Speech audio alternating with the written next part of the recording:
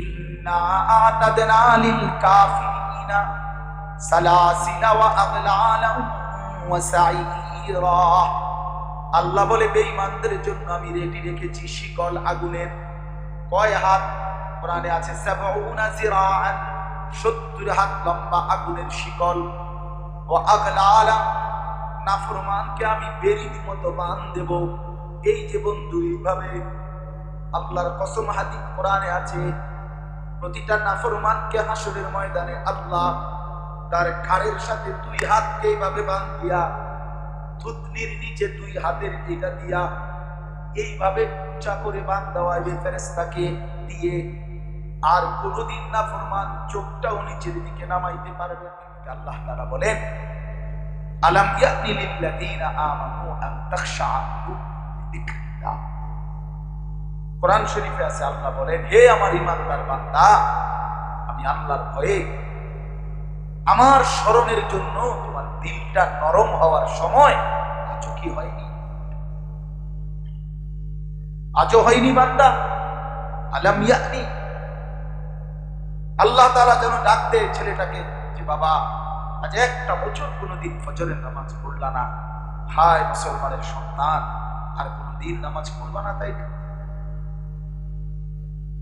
তাহলে তুমি আর কোনোদিন নামাজ পড়বা না।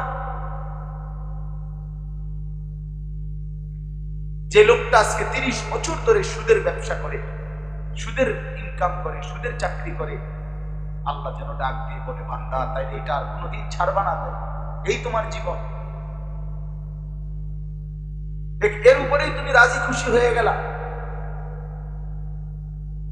আমার বাপ, আমার ভাই, তাহলে আমার বলার উদ্দেশ্য হলো মনোযোগ চাই, আন্তরিকতা দরকার, একটু হলেও ইনসাফের সাথে নিজেকে নিয়ে ভাবা দরকার। এতটুকু আকল যদি না হয়, দিমাগ না হয়, এতটুকু বিবেক যদি না হয়, শুধু গল্প শুনলেন, গজল শুনলেন, শুধু কিচ্ছা শুনলেন, কাহিনী শুনলেন, কতক্ষণ শুনলেন, ভাল লাগছে, মাশাআল্লাহ সুরটা সেরকম তাল উঠছিল একটা ওয়ার্ল্ডটার মধ্যে, ঘটনাটি একদম খুব মজা লাগছে। হ্যাঁ, কি এরপরে পরিবর্তন হবে, ঘটনার তো তাল উঠছে, সুরের তো তাল উঠছে, গানের তো তাল উঠছে, বুঝলাম, জিন্দিগির তাল উঠছে কিনা সেটা। গুনাহের থেকে বাঁচবার মতো মানসিকতা আসছে কিনা, আল্লাহর দিকে ফিরবার মতো অনুভূতি যাচ্ছে কিনা, এটা তো দেখার বিষয়। হাদিসের মধ্যে আছে, আল্লাহর কসম মিয়া, রাসূলুল্লাহ সাল্লাল্লাহু আলাইহি সাল্লামের সাহাবী, ছেলেরা ভাই তোমরা হাতের মোবাইল গুলো নামায় ফেলো, ভালো হবে বাপ, সবাই সবাই এই যে হাতে যাদের ধরা মোবাইল, এগুলো নামায় ফেলো ভাই, নামায় ফেলো, এমনি শোনো, আমার দিকে তাকাই, এতে বরকত হবে। আমি বললাম ভালো, লম্বা সময় আমি দেরি করবো না, অল্প একটু সময়, সামান্য সামান্য কয়েকটা, এই জন্য এটা নামায় ফেললে আমাদের দিকে তাকাইয়া শুনে আল্লাহ তাআলা যদি কিছুটাও দিলের মধ্যে অনুভূতি জাগায়, তাহলে এই আয়োজন সার্থক। আমি ব্যক্তিগতভাবে এটা চেষ্টা করি যে শুধু নিয়ম সর্বস্ব মাহফিল করলাম, যে আমার সময়টা আমি পার করলাম, এইটা না, আমারও যেন কিছুটা উপকার হয়, আপনাদেরও যেন কিছুটা উপকার, কারণ আল্লাহর কথা আমার জন্য, আপনাদের জন্য। যদিও আমি বলতেছি ঠিক আছে, কিন্তু মুখাতাব, সম্বোধন আমাকেও আপনাকে। এই জন্য দয়া করে কেউ মোবাইল উঠে এমনি শোনো, এমনি শোনো। তো এই জন্য বললাম, আপনারা যদি সবাই একটু একটু আন্তরিক হন, মনোযোগী হন, কিছুটা হলেও বিবেক যদি নড়ে, এতে ফায়দা হবে। বলতেছিলাম, আল্লাহ রাসূল সাল্লাল্লাহু আলাইহি সাল্লামের সাহাবী হযরত ইরবাজ ইবনে সারিয়া, তার নাম ইরবাজ, সাহাবীর নাম। উনি বলেন, আল্লাহ নবী সাল্লাল্লাহু আলাইহি সাল্লাম আমাদের সামনে একদিন ওয়াজ করলেন, ওয়াজানা রাসূলুল্লাহ সাল্লাল্লাহু আলাইহি ওয়াসাল্লাম। তো এতে আমাদের অবস্থা কি হলো? তিনি বলেন, জারাফাত মিনহাল উয়ুন ওয়া ওয়াজিদাত মিনহাল কুলুব। আমাদের প্রত্যেকের চোখ থেকে অঝরে পানি ঝরতে লাগলো, আর আমাদের প্রত্যেকের অন্তর আল্লাহর ভয়ে কাঁপতে শুরু। এই ছিল রাসূলুল্লাহ সাল্লাল্লাহু আলাইহি ওয়াসাল্লামের ওয়াজ শুনবার পরে সাহাবায়ে কেরাম। এই হলো হালাল ভাই। তাহলে এতটুকু যদি অনুভূতি না আসে, কিছুটা হলো যদি বিবেক না আসে, দিল না আসে, তো আল্লাহর কথা কি শুনবে? কোরআন শরীফে আছে, আল্লাহ বলছেন আমার এই কোরআন এমন যে যখন এই কোরআন শুনবে তাকশাইরু মিনহু জুলুদুল্লাযীনা ইয়াখশাউনা রাব্বাহুম, যাদের দিলের মধ্যে আমি আল্লাহর ভয় আছে, আমার কোরআন শুনলে তাদের শরীরের চামড়ার উপরে যে পশম সেগুলো দাঁড়ায়। সুম্মা তালিনু জুলুদুহুম ওয়া কুলুবুহুম ইলা যিকরিল্লাহ, অতঃপর আল্লাহ বলেন আমার কোরআন শুনতে শুনতে তাদের পুরা দেহ এবং দিল আমি আল্লাহর জন্য বিনয়ে সেজদায় ঝুঁকে, আল্লাহর স্মরণে ঝুঁকে। এই হলো কোরআনের বৈশিষ্ট্য।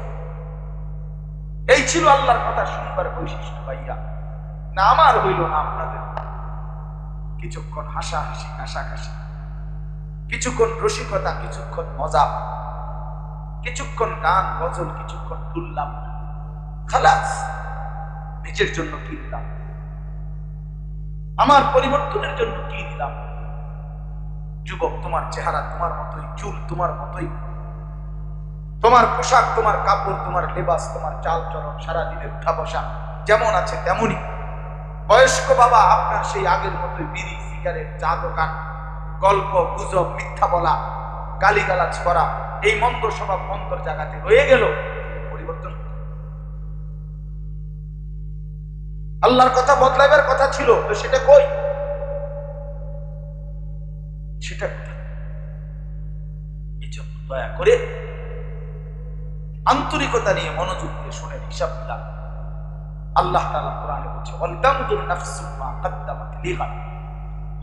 আল্লাহ নিজে বলে বান্দা লক্ষ্য করো, আজকে তুমি আগামীকাল আখিরাত, আজ তুমি আগামীকালকে আখিরাতের জন্য আজকের দিনে তুমি কি কি পাঠিয়েছো পরকালের জন্য।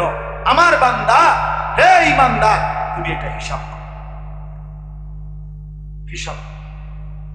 ওই যারা ব্যাংকে চাকরি করে জিজ্ঞাসা করেন, ব্যাংকের চাকরির নিয়ম হলো 4টা বাজে ছুটি হয়ে যায়, গ্রাহকের সাথে লেনদেন শেষ, কিন্তু অফিস কর্মকর্তা যারা ব্যাংকের, তাদের সাথে সাথে ছুটি হয় না। যতক্ষণ ক্রেডিট ডেবিট মানে আজকের দিনের আয় ব্যয় মিলাইতে না পারে, ততক্ষণ সে ব্যাংক থেকে বাইরে হইতে পারে না। আয় ব্যয় মিলাইয়া এরপরে সে যাইতে হয়। কোনো কোনো সময় সন্ধ্যা হয়ে যায়, রাত 8টা হয়ে যায়, সে আয় ব্যয় মিলাইয়া, ক্যাশ মিলাইয়া তারপরে তার ছুটি। প্রতিদিনকার ক্রেডিট ডেবিট মিলাইতে হয়, আয় ব্যয় মিলাইতে হয়। তো আল্লাহ তাআলা বলে বান্দা আজকের হিসাব মিলাও, আজকে সারাদিন 5 ওয়াক্ত নামাজ গেছে, হিসাব দাও কয় ওয়াক্ত নামাজ পড়লাম, কয় ওয়াক্ত নামাজ পড়লাম। আজকের সারাদিনে এই জবানে যতগুলো শব্দ উচ্চারণ করছো, আল্লাহর নাম নিছো কয়বার, আর দুনিয়ার বিষয় কথা বলছো। আল্লাহ তাআলা তোমার উপরে কোরআন নাযিল করছেন তোমার পড়ার জন্য, তোমার শেখার জন্য, তোমার তেলাওয়াতের জন্য, প্রতিটা মুসলমানের জন্য এই কোরআন দিয়েছিলেন। তো আজকে হিসাব লাগাও, কোরআন শরীফের আয়াত, শব্দ, বাক্য আজকে পড়েছো কি? রাসূলুল্লাহ সাল্লাল্লাহু আলাইহি ওয়াসাল্লাম তোমার নবী, আল্লাহ তাআলা বলছে তার উপরে দুরূদ শরীফ পড়তে। আজকে তুমি সেই নবীর উপরে নিজের ভালোবাসায় দুনিয়ার সামান্য কিছুর লোভে না, নিজের ভালোবাসায়, নিজের মনের তাগিদে আল্লাহ রাসূলের উপরে দুরূদ পড়েছো কিনা দাও, হিসাব দাও। লেনদেন যা করেছো, হালাল কোনটা হারাম কোনটা বলো, হিসাব। মদিনা শরীফ, আমি রাসূলুল্লাহ সাল্লাল্লাহু আলাইহি ওয়াসাল্লামের রওজা, মদিনার বিভিন্ন জায়গায় জায়গায়, বিল্ডিং এ, গাড়ির পিছনে, লিফটের মধ্যে, বিভিন্ন জায়গার মধ্যে একটা বাণী লেখা আছে, লেখা থাকে স্টিকারের মতো, যে আজকের দিনে হাল সাল্লাইতা ইয়াউমা আলা নবী সাল্লাল্লাহু আলাইহি ওয়াসাল্লাম, এই কথাটা একটা প্রশ্নবোধক চিহ্ন দিয়া এই আরবি বাক্যটা বিভিন্ন জায়গায় একটা স্টিকারের মতো লাগানো থাকে। অর্থ হইল, ভাই আজকের দিনে কি আপনি রাসূলের উপরে দুরূদ পড়েছেন? এটা মনে করায় দেয়। তো ওই লিফটে উঠতে সেটা দেখলে তো দুরূদ শরীফ পড়তে মনে হয়, গাড়ির পিছনে এটা লাগানো আছে, এটা দেখলে মনে হয়। বিভিন্ন জায়গায় এটা এই মদিনা শরীফে আছে, আমি অনেক। তাইলে আল্লাহ তাআলা বলেন, বান্দা আজকের হিসাব দাও, আগামীকাল আখিরাতের জন্য কি পাঠিয়েছ। তোমরা যে কয়েকজন ছেলে বসছো, বাবা বলো, আল্লাহকে সাক্ষী রেখে বলো, ভাই মাথা নোয়ায় ফেললে, পাশ কাইটা চলে গেলে, এখান থেকে উঠে গেলে তুমি তো বাইচা গেলা এমন না, আমাদের সামনের থেকে না উঠে গেলা। আমি না তোমার কিছু বলতে পারলাম না, কিন্তু মহান আল্লাহ পাকের নজর থেকে তুমি সরবাতে। বলো প্রিয় বন্ধু, আখিরাত থেকে তুমি আড়াল হবা কিভাবে? মৃত্যু থেকে তুমি পলায়ন করবা কেমনে? কবর থেকে তুমি বাঁচবা কিভাবে? আল্লাহ তাআলার হাত থেকে তুমি ছুটবা কিভাবে? আমার থেকে ছুটলেই কি আর বসলেই কি লাভ? বলেন আজকে ছেলেরা, বলো ভাই, বলো বাবা, তোমরা কয়েকজন 5 ওয়াক্ত নামাজ পড়ছো, তোমাদের অসংখ্য ছেলের চেহারার দিকে দেখাই যায়। তোমাদের চেহারা অনেক ছেলে, আমি যদি বলি দাঁড় করাইতে পারো, বেনামাজির চেহারা, নামাজ পড়ো নাই, বেনামাজি অসভ্য, বেনামাজি নির্লজ্জ, বেনামাজি বেহায়া, বেনামাজি গাদ্দার, বেনামাজি শয়তান, বেনামাজি শয়তান, শয়তান শয়তান, মনে রাখবি বেটা, বেনামাজি শয়তান। আল্লাহ তাআলা বলছে কোরআনে, ইবলিস তুই যেদিন আজকের থেকে সেজদা দিলি না, আজকের থেকে তুই শয়তান। এর আগে কোনদিন ইবলিস শয়তান ছিল না। যেদিন সেজদা দেয় না সেদিন থেকে ইবলিসকে বলছে তুই শয়তান। আল্লাহ বলছে তুই সেজদা দিলি না, আজকের থেকে তুই রাজিম, অভিশপ্ত। রাজিম, আউযু বিল্লাহি মিনাশ শাইতানির রাজিম, ওয়া ইন্না আলাইকা লা'নাতা ইলা ইয়াউমিদ্দিন।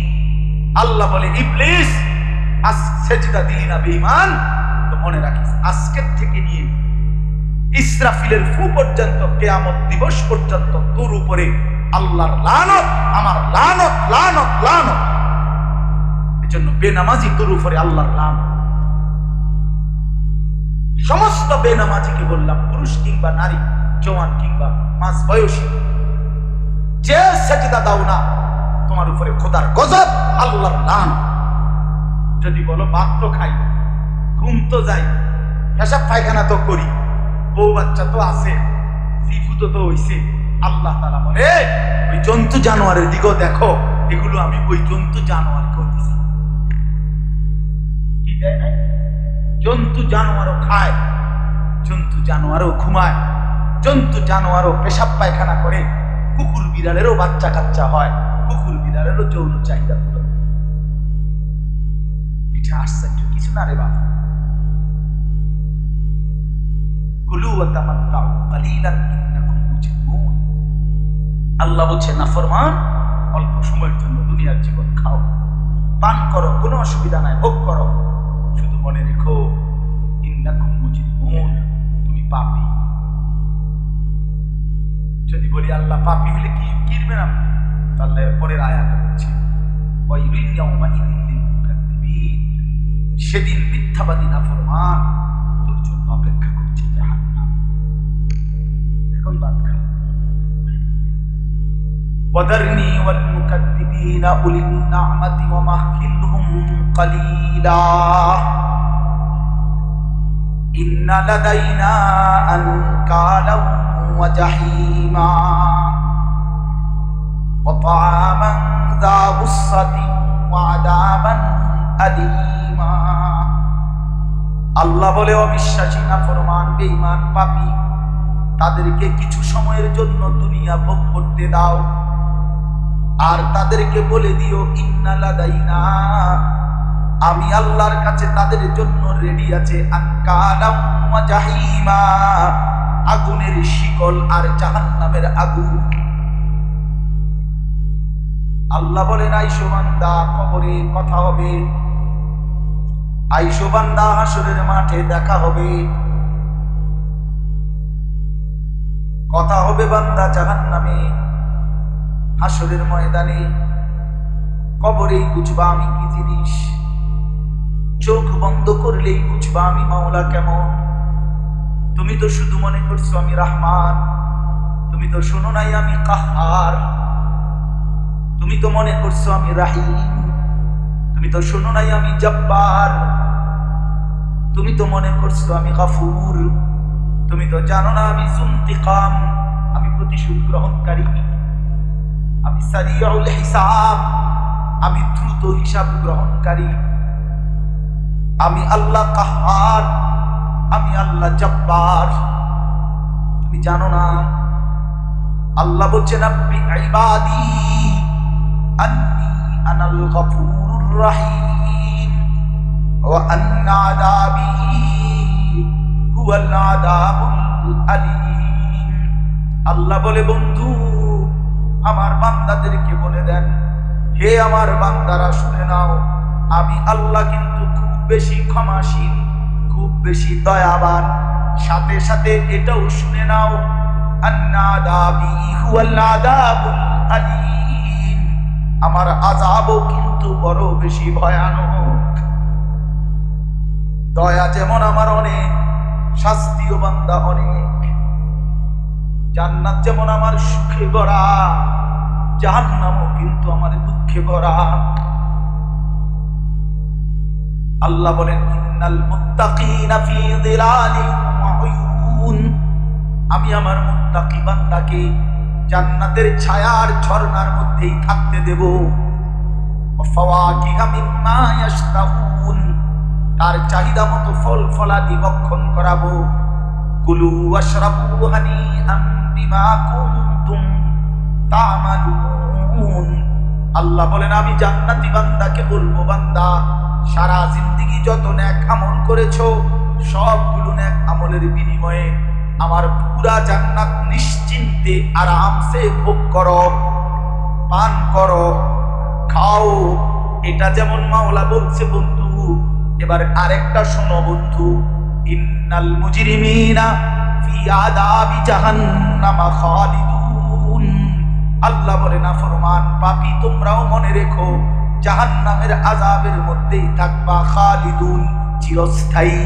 লা ইউফাত্তারু আনহুম ওয়া হুম ফীহি মুবলিসুন। আল্লাহ বলে, জাহান্নামী লক্ষ কোটি বছরে, হাজার হাজার কোটি কোটি বছরে এক সেকেন্ডের জন্য জাহান্নামে আযাবের কোনো বিরতি পাবে না, কোনো দিন আর তার মুখ দিয়ে হাসি ফুটবে না। লা ইউফাত্তারু মানে বিরতি হবে না, ওয়া হুম ফীহি মুবলিসুন, আর কোনদিন বিষণ্ণ মুখ ছাড়া খুশি মুখ আর হবে না।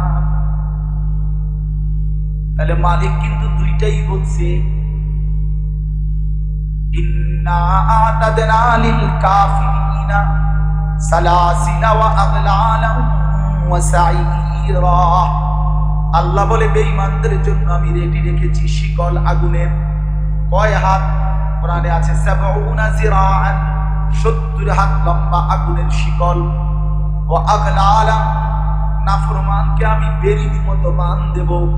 এই যে বন্ধু, এইভাবে আল্লাহর কসম, হাদিস কোরআনে আছে, প্রতিটা নাফরমানকে হাসরের ময়দানে আল্লাহ তার ঘাড়ের সাথে 2 হাতকে এইভাবে বাঁধ দিয়া, থুতনির নিচে 2 হাতের এটা দিয়া এইভাবে উঁচা করে বাঁধ দেওয়া হবে ফেরেশতাকে দিয়ে।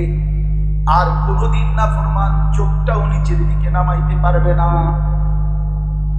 ইন্না জাআলনা ফি আনাকিহিম আগলালান ফাহিয়া ইলাল আযকানি ফাহুম মুকমাহুন।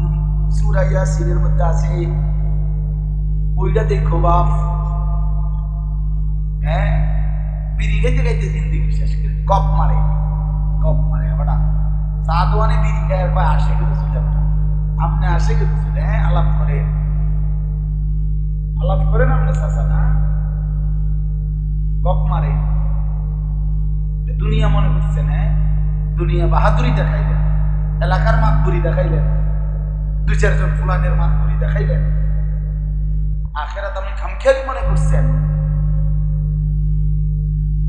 বিড়ি সিগারেটের দুর্গন্ধ নিয়া নিজেকে নবী প্রেমিক দাবি করেন, এর চাইতে বড় জুলুম আর কি? জি জি জি জি। দুর্গন্ধ কোনো মানুষের প্রিয় হইতে পারে না, কোনো মানুষের কাছে পেশাব প্রিয় হইতে পারে না, পায়খানার গন্ধ কোনো মানুষের কাছে পছন্দ হইতে পারে না যদি সে সুস্থ হয়, স্বাভাবিক মানুষ হয়। তাহলে বিড়ি সিগারেটও তো দুর্গন্ধ, তাহলে দুর্গন্ধ কোনো মানুষের প্রিয় হইতে পারে না কোনোদিনও না। আমি এটা ইনসাফের সাথে ভাইবা দেখে, দুর্গন্ধ যদি একটা মানুষের পছন্দ হয়, তার জীবনের অংশ হয়, সে স্বাভাবিক মানুষ কিভাবে বলেন? আল্লাহ আমাদেরকে বুঝতে। এই জন্য বাপ আমি অনুরোধ করছি, আমি যে 3টা আয়াত পড়ছি এবার তর্জমা শুনে, তাইলেই কথা শেষ। আপনাদের কাছে শুধু এই কথাটাই মনে করাই গেছে, আপনারা আল্লাহর কথা মনোযোগ দিয়ে শুনেন, পড়েন, ওলামায়ে কেরামের নসিহত শুনেন। ছেলেরা বাপ তোমাদেরকে বলি, ভাই নষ্ট হইও না, বাপ নষ্ট হইও না। মনে রাখো বন্ধু, চোখ বন্ধ করে একবার ভাইব, ঘুরে ফিরে তুমি একাই, তোমার সুখে তুমি, তোমার দুঃখে দুনিয়াতেও আমরা একাই। এই বন্ধু বান্ধব এগুলো কিছুই নাই। কারো যদি পাও ভাঙে তো সে তার পাই ভাঙে, কারো যদি পেটে ব্যথা হয় তো তোমার পেটেই ব্যথা, আর বন্ধুদের পেটে ব্যথা নাই। তোমার পাওটা যদি ভাঙে তো তোমারই পাও ভাঙলো, বন্ধুদের কিছু হয় নাই। অর্থাৎ তুমি আমি শুধু একাই, দুনিয়া আমাদের একাই, কবর একাই, হাসরের মাঠ একাই। আমাকে একাই মুখোমুখি হইতে হবে। এই স্বজন, এই বন্ধুরা, আল্লাহর কসম কেউ থাকবে, কেউ না।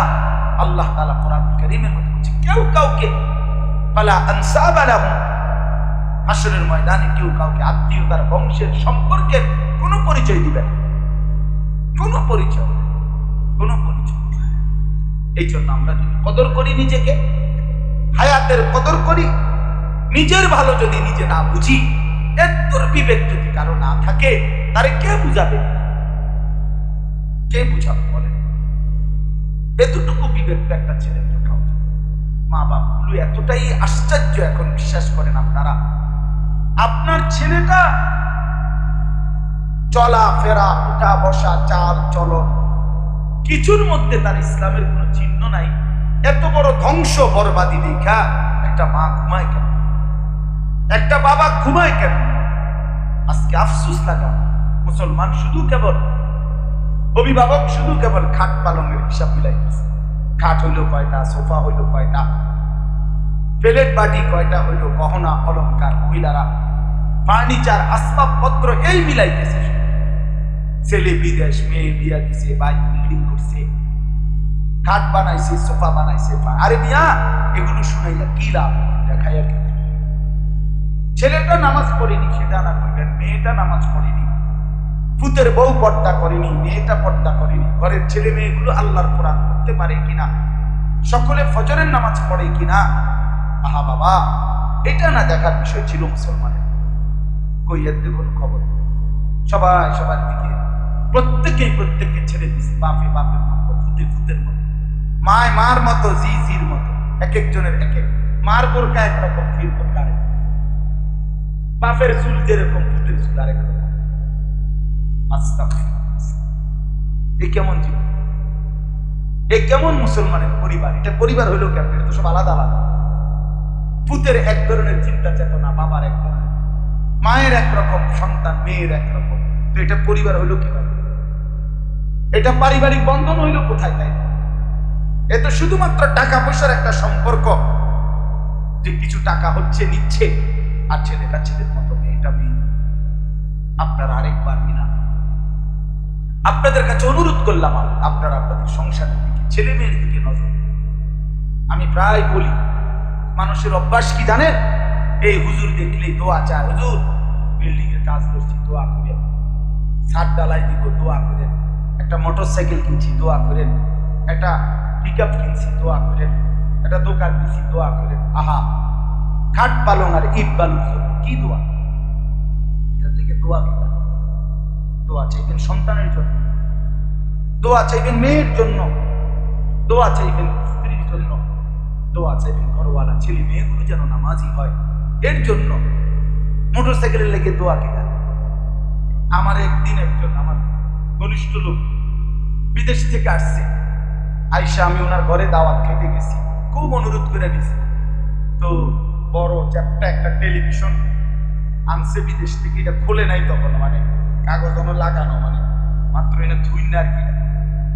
আমারে বলতেছে হুজুর এটা কিনা 90,000, কাস্টম সহ, মানে বাংলাদেশ এয়ারপোর্টে আরো কিছু খরচ টরচ লাগছে, 1,10,000-এর মতো পড়ছে। দোয়া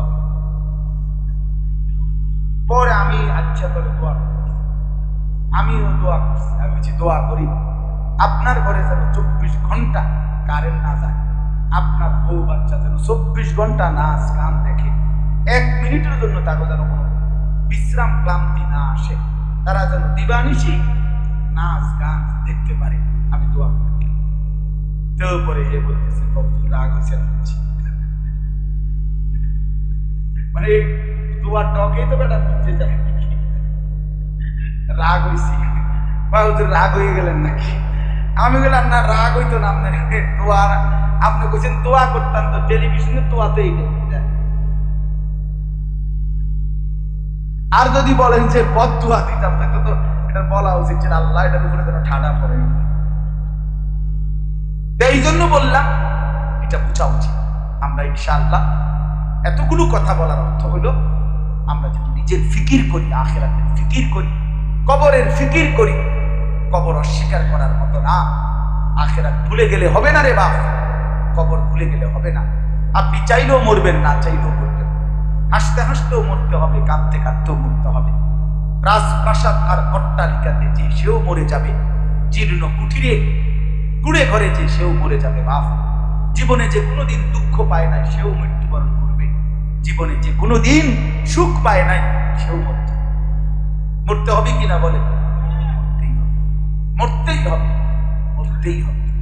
এই জন্য আমি আপনাদের কাছে যেই সূরাটা পড়ছি, সূরা মুলক, সূরাটার নাম 29 নম্বর পারা, 67 নম্বর সূরা। সূরাটার নাম হলো সূরা মুলক, 30টা আয়াত, ছোট্ট সূরা। এই সূরার 3টা আয়াত 12, 13, 14 আপনাদের সামনে আমি পড়েছি। এই আর একটু সময়, এই সূরাটার একটা ফজিলত আছে, কোরআন শরীফে অত্যন্ত ফজিলতপূর্ণ একটি সূরা হলো এই সূরা মুলক। এই সূরাটা 67 নম্বর সূরা। রাসূলুল্লাহ সাল্লাল্লাহু আলাইহি ওয়াসাল্লাম এই সূরার বৈশিষ্ট্য বলছেন, ফজিলত বলছেন এই সূরার কি, যে নবীজি বলছেন যে ব্যক্তি এই সূরাটি নিয়মিত পড়বে আল্লাহ তাআলা তাকে তুমজিহি মিন আযাবিল কবর, আল্লাহ তাআলা তাকে কবরের আযাব থেকে রক্ষা করে। এজন্য সমস্ত বুজুর্গরা, আল্লাহ ওয়ালারা এই সূরাটা রাতে ঘুমাবার আগে পড়ে। আমাদের মাদ্রাসাগুলোতে, কওমি মাদ্রাসায় বিশেষ করে, সব মাদ্রাসায় আলহামদুলিল্লাহ আশার নামাজের পরে সূরা মুলক তেলাওয়াত। এটা একটা ব্যাপক আমল। নবীজি বলছেন এটা কবরের আযাব থেকে রক্ষা করে। আল্লাহ নবী সাল্লাল্লাহু আলাইহি সাল্লাম হাদিসে আছে, তাফসীরে আছে, নবীজি বলছেন কোরআন শরীফের 30 আয়াত বিশিষ্ট এই সূরাটা, সূরা মুলক, লাওয়াদিকতু, আমি নবীর খুব তামান্না, নবীজি বলছেন যে আমার খুব দিলের আশা আমার উম্মতের প্রতিটা মুমিনের কলবে এই সূরাটা মুখস্থ থাকুক, তেলাওয়াত। প্রতিটা মুমিন আমার প্রতিটা উম্মত যেন এই সূরাটা পারে, পড়ে, শিখে। নবী বলেন এটা লাওয়াদিকতু, এটা আমার খুব হৃদয়ের আশা। আল্লাহ নবী খুব চাইছেন উম্মত যেন এই সূরাটা পারে, পড়ে। কোন সূরা? সূরা মুলক। এই জন্য চেষ্টা করে দেখেন এই সূরাটা পড়তে পারেন কি। কবরের আযাব থেকে আল্লাহ রক্ষা করে। আমার বাপ রাসূলুল্লাহ সাল্লাল্লাহু আলাইহি ওয়াসাল্লামের অসংখ্য হাদিসে আল্লাহ নবী সাল্লাল্লাহু আলাইহি ওয়াসাল্লাম কবরের আযাবের কথা বলছেন, কবরের আযাবের কথা বলছেন। আমি শুধু 2টা উদাহরণ বলি। রাসূলুল্লাহ সাল্লাল্লাহু আলাইহি ওয়াসাল্লামের একজন সাহাবী, একদিন উনি বলেন একদিন যে নবীজি আমাদেরকে নিয়ে এক সাহাবীর জানাজা পড়তে গেছেন। জানাজার কাছে গিয়া কবরের পাশে দাঁড়াইয়া আল্লাহ নবী সাল্লাল্লাহু আলাইহি সাল্লাম কবরের দিকে তাকাইয়া সাহাবী বলেন অঝরে তিনি অনেকক্ষণ কাঁদলেন। আর নবীজির কান্না দেখা আমরা সঙ্গী সাহাবীরাও খুব কাঁদলাম। কাঁদার শেষে নবীজি বললেন চোখের পানি মুছে, ইয়া ইখওয়ানি বিমিসলি হাদা ফাআইদু। এই কথাটা নয়, উনি বললেন হে আমার সাথীরা, হে আমার বন্ধুরা, মানে সাহাবীদেরকে বললেন হে আমার সাথীরা, বন্ধুরা, ভাইয়েরা, লিমিসলি হাদা ফাআইদু, এই কবরের জন্য আমাদের সকলেই প্রস্তুতি গ্রহণ করো, প্রস্তুতি গ্রহণ করো। এই কবরে আজ যাকে শোয়ানো হবে আগামী দিনে আমাদের কি শোয়ানো হবে, প্রস্তুতি নাও এই কবরের জন্য। এই কথা বলে নবীজি খুব কাঁদলেন। আরেকটা হাদিস, আল্লাহ নবী সাল্লাল্লাহু আলাইহি সাল্লামের সাহাবী হযরত বারা ইবনে আযিব রাদিয়াল্লাহু তাআলা বলেন এই ঠিক এরকম আমরা নবীজির এক সাহাবীর জানাজা পড়তে একদিন নবীজির সাথে রওনা দিলাম। তিনি বলেন যে আমরা জানাজার কাছে গিয়ে, কবরের কাছে গিয়ে দেখলাম ওয়ালাম্মা ইয়ালহাদ, এখনো কবর খোঁড়া হয় নাই, শেষ হয় নাই। নবীজি তখন আমাদেরকে নিয়ে বসে গেলেন। বসে আল্লাহ নবী সাল্লাল্লাহু আলাইহি সাল্লাম মাথাটা নিচের দিকে তাকাইয়া কিছুক্ষণ চিন্তিত ভাবে কি যেন ভাবলেন। হাতের মধ্যে একটা ছোট্ট কাঠি ছিল। নবীজি সাহাবী বলেন নবীজি কাঠিটা দিয়া মাটির মধ্যে অনেকক্ষণ আঁকাআঁকি করতেন।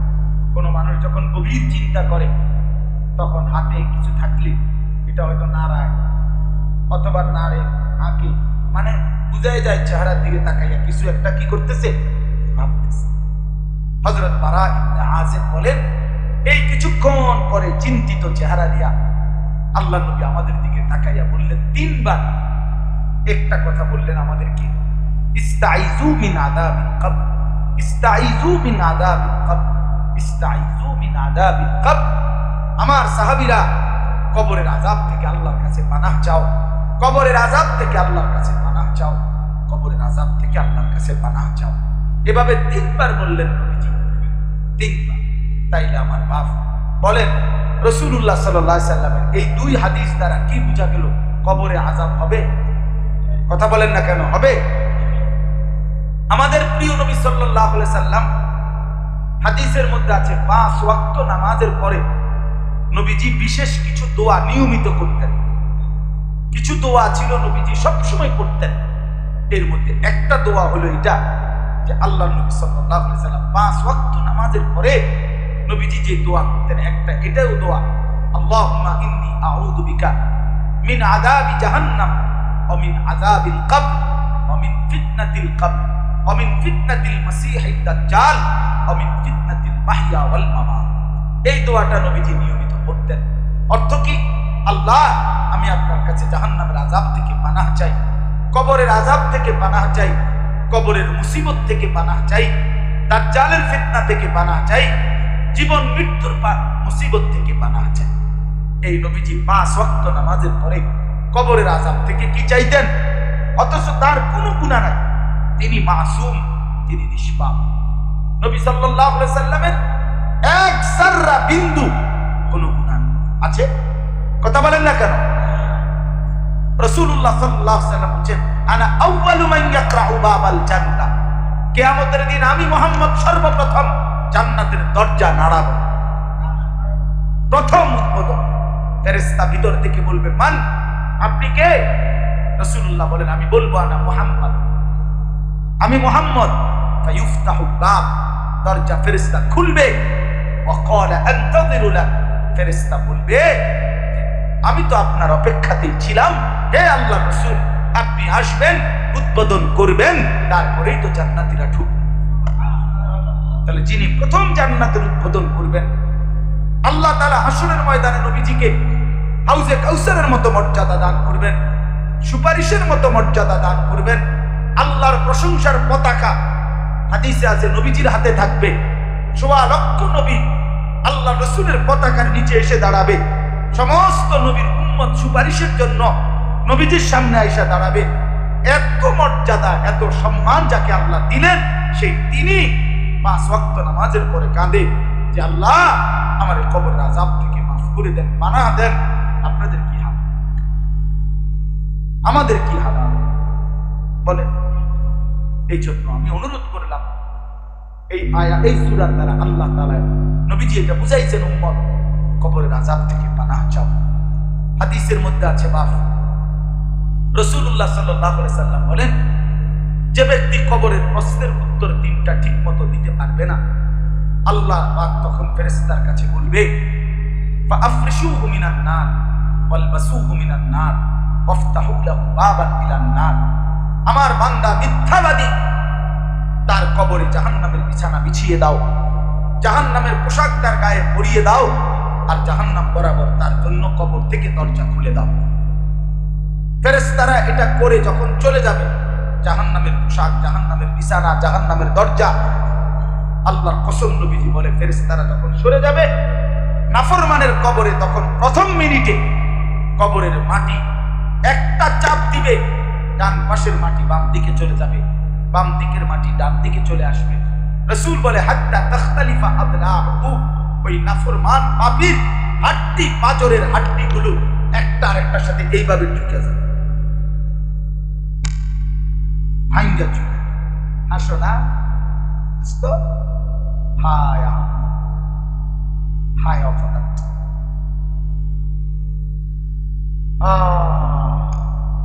এই আমাদের সংগ্রাম, এই আমাদের সংগ্রাম। কি ভুলে গেছে, তাও ভুলে গেছে, কি মনে নাই তাও মনে নাই, কি মনে নাই তাও। আসলো কোত্থেকে, কে পাঠাইলো, কেন আসলো, কে তার আল্লাহ, কে তার রাসূল, কে তার ধর্ম, কে তার কিতাব, কিছুই মনে নাই। এই আমাদের হাজার হাজার ছেলের হালাত, প্রতি অধিকাংশ ছেলের এই অবস্থা। একটা মোবাইল, একটা মোটরসাইকেল, একজন নারীর সাথে সম্পর্ক, কিছু বন্ধুদের আড্ডা, অথবা মদ জুয়ার আসক্তি। অসংখ্য ছেলে, বাবারা জানেন না, আপনারা তো জানেন না, বয়স্ক লোকরা তো জানেও না, প্রতিদিন এই বাংলাদেশে এই মুহূর্তে লক্ষ লক্ষ ছেলে, কিশোর, তরুণ, যুবক এই বড় মোবাইল দিয়া প্রতি রাতে, প্রতিদিনে লক্ষ লক্ষ কোটি কোটি টাকা অনলাইনে জুয়া খেলে। প্রতিদিন জুয়া খেলে, জুয়া। 14 বছরের ছেলে, 16 বছরের ছেলে, 12 বছরের ছেলে জুয়ায় আসক্ত, নারীতে আসক্ত, নেশায় আসক্ত। মা বাবার হদিসও নাই, বাপ বেড়াতে বেড়া শুধু খাট বানায়, সোফা বানায়, ওই বেটা শুধু ঘাম ছড়াইতেছে, টাকা কামাইতেছে, আর অসৎ সন্তান সারা রাত লক্ষ্য ছবি দেখতেছে আর জুয়া খেলতেছে। জানেন, অনলাইন জুয়া এমনি স্বাভাবিক জুয়ার চাইতে বর্তমানে যখন। আর এই কিছুদিন আগে এক ছেলে আমার কাছে উত্তরবঙ্গ থেকে আসছে, আমার দেখা কোথায় উত্তরবঙ্গ, কুমিল্লা ক্যান্টনমেন্ট, আইসা আমার চড়াই দিলা কাঁদতেছে, হুজুর আমার বাবার ফার্নিচারের দোকানের 2.5 লাখ টাকা আমি চুরি করে নিয়ে জুয়া খেলা, অনলাইনে জুয়া খেলছি। 2.5 লক্ষ টাকা হুজুর শেষ হয়ে গেছে। এখন বাবাও ফকির, আমিও ফকির, বাবার ব্যবসার টাকাটাই চুরি করে ফেলছে।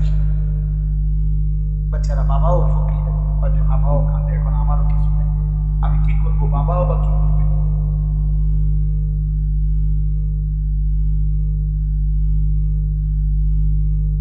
চলো ভাই, যার কোনো অভিভাবক নাই, কি করার আছে, আমরা বলার চেষ্টা করতেছি, বলতেছি, কারো যদি দিলে লাগে, বিবেকে লাগে, এই আশাই বলি আর কি। চলো, এই জন্য বললাম। তো আল্লাহ তাআলা বলেন, রাসূলুল্লাহ সাল্লাল্লাহু আলাইহি ওয়াসাল্লাম বলেন, কবরের আযাব থেকে পানাহ চাওয়ার ক্ষেত্রে নবীজি খুব গুরুত্ব দিয়েছেন।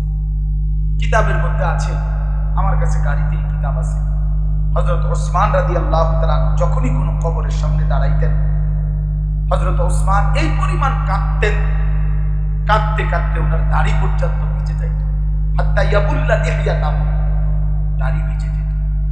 তো হযরত ওসমানকে জিজ্ঞেস করতো অন্যরা, যে হে আমিরুল মুমিনিন ওসমান, আপনি জান্নাত জাহান্নামের ভয়ে তো এত কাঁদেন না, কবর দেখলে এত কাঁদেন কেন? উনি বলতেন ইন্নাল কবরা আউয়ালু মানাজিল আখিরাহ, কবর হলো আখিরাতের প্রথম ঘাঁটি। ফা ইন নাজা মিনহু ফামা বা'দাহু আইসারু মিনহু, যদি কবরে কেউ বেঁচে যায় তো পরের সবগুলো ঘাঁটি তার জন্য সহজ। ওয়া ইন লাম ইয়ানজু মিনহু ফামা বা'দাহু আশাদ্দু মিনহু, যদি কবরের ঘাঁটিতে কেউ ফেল মারে, বাস না করে, তো পরবর্তী সব ঘাঁটি তার জন্য কঠিন থেকে কঠিন, কঠিন থেকে কঠিন। এবং তিনি বলেন যে আমি নিজ কানে শুনছি, নবীজি বলছে, হযরত ওসমান বলেন যে আমি আল্লাহ রাসূলকে বলতে শুনেছি, মা রাআইতু মানজারান কাত্তু ইল্লা ওয়াল কবরু আফজাউ মিনহু। আল্লাহ রাসূল বলছে, উম্মত, আমি যত আযাবের দৃশ্য দেখছি তার মধ্যে কবরের আযাবের চাইতে ভয়ানক কোন আযাব আমি রাসূল দুই চোখে আর কিছু দেখি। কবরের চাইতে ভয়ানক আযাব আমি আর দেখি না। এই জন্য ইনশাআল্লাহ প্রত্যেকেই চেষ্টা করি আল্লাহ তাআলা আমাদের প্রত্যেককে গুনাহ থেকে বেঁচে থেকে কবরের আযাব থেকে মাফ করে দেন। এবার শুধু তরজমা শুনেন আয়াতের।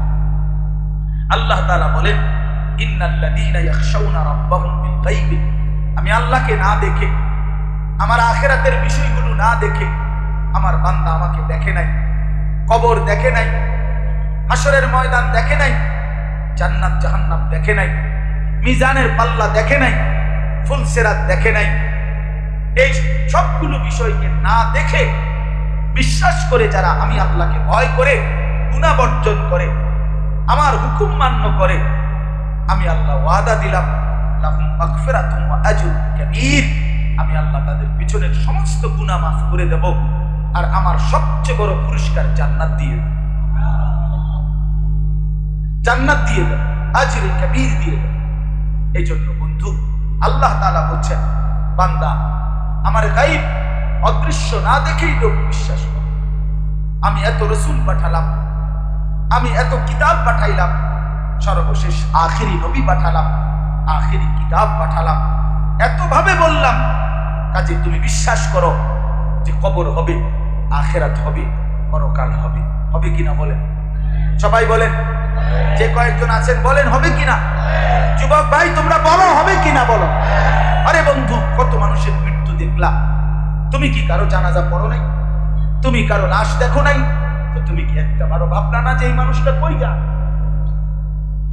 এই জলজ্জান্ত লোকটা আমার সামনে, আমার বাড়ির, আমার এলাকার, হাঁটতো, চলতো, ঘুরতো, ফিরতো, কথা বলতো, চোখ মেলতো, হাত নাড়াইতো, আজকে সে এমন স্তব্ধ হয়ে গেল, আর নড়ে না, চড়ে না। এই লোকটা কোথায় যায়? এই লোকটা কোথায় যায়? তাকে কে টেনে নিয়ে গেল? সে তো মরতে চায় নাই, তার পরিবারের কেউ তো তার মৃত্যু চায় নাই, চাইলে এই মানুষগুলো কাঁদে যায়। কথা বলেন, সে নিজেও মৃত্যু চায় নাই, তার পরিবারের কেউ তো মৃত্যু চায় নাই, তাহলে তারে কে নিয়ে যাচ্ছে?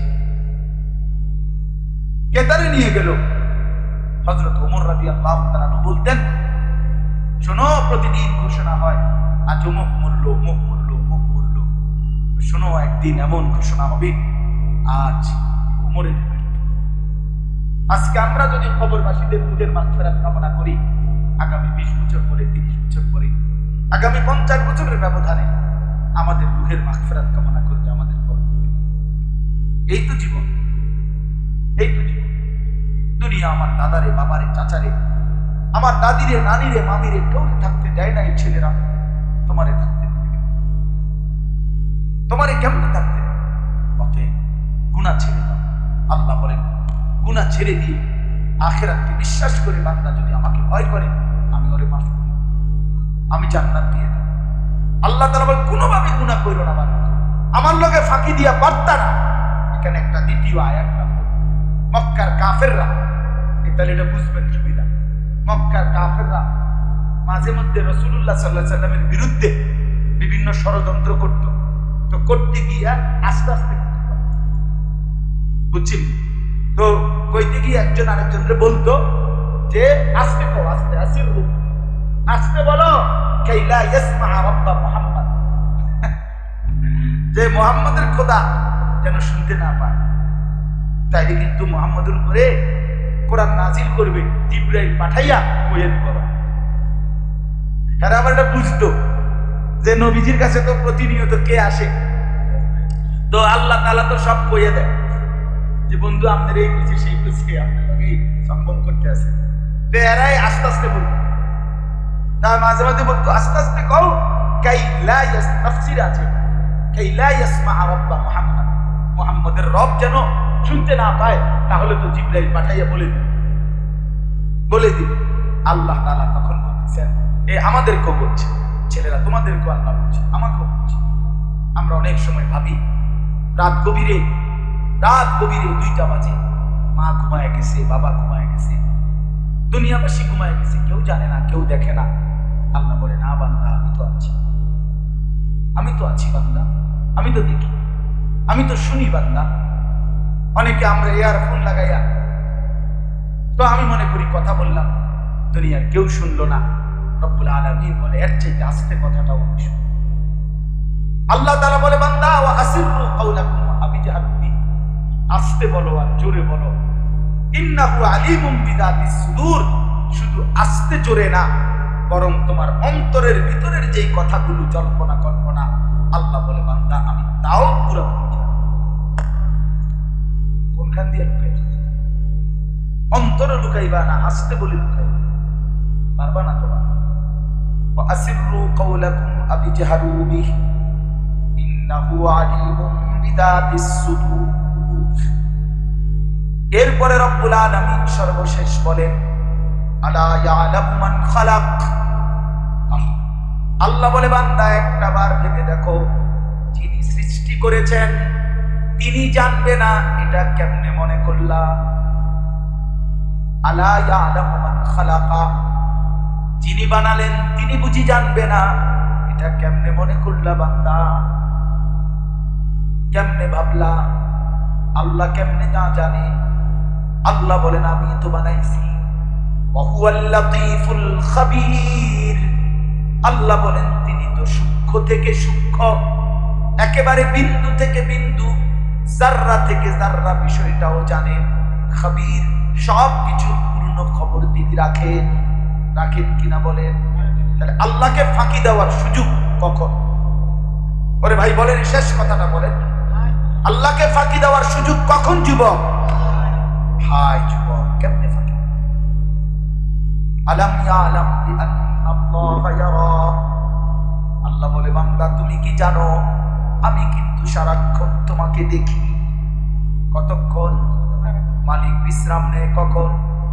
আল্লাহ পাক অবসর নেয় কখন? আল্লাহর অফিস ছুটি কখন? না বন্ধু না। আল্লাহ বলেন 24 ঘন্টা আল হাইয়ুল কাইয়ুম, আমি সর্বদাই আছি, সর্বদাই থাকবো। লা তাখুযুহু সিনাতুন ওয়ালা নাওম, আমার কোনো তন্দ্রাও নাই, আমার কোনো ঘুমও নাই। আছে কি? না বান্দা। আল্লাহ বলে রাত গভীরে তাহাজ্জুদের সেজদা দিলে আমি সেটাও দেখি, মদের আড্ডা জুয়ার আড্ডায় পড়ে থাকলে সেটাও দেখি। সাতবক জমিনের নিচে যেই পিঁপড়াটা হাঁটে, 7 আসমানের উপরে যেই ফেরেশতা হাঁটে, আমি দুইটাকে এক নজরেই দেখি। আল্লাহ বলেন, ওয়ামা তাসকুতু মিন ওয়ারাকাতিন ইল্লা ইয়ালামুহা, গাছের একটা পাতা পড়লেও আমি জানি। ওয়ালা হাব্বাতিন ফি যুলুমাতিল আরদ, জমিনের তলদেশে কোন চারা, কোন দানা, কোন বীজ লুকাচ্ছে আমি সেটাও জানি। ওয়ালা রাতবিন ওয়ালা ইয়াবিসিন, শুকনা কিংবা ভিজা, মানে জলে কিংবা স্থলে, সব কিছু আমি জানি। শুধু জানি না, ইল্লা ফি কিতাবিন মুবিন, আসমান জমিন সৃষ্টির আগে গোটা সৃষ্টির সব কিছু আমি আল্লাহ তাকদীরের মধ্যে লিখে রেখেছি। শুধু জানি না বান্দা, লিখাও রাখছি।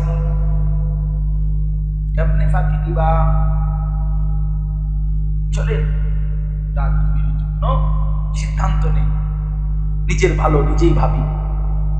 সবার কাছে অনুরোধ, নিজের আখিরাত বরবাদ করেন না, আমারও না আপনাদের। আল্লাহ তাআলা আমাদের প্রত্যেককে তৌফিক দান। প্রত্যেকেই নিজের ফিকির করে, নিজের ভালো নিজের। ছেলেরা তোমাদেরকেও বললাম, ধমক দিলেও মনে রাখো তোমার কল্যাণ চাই না।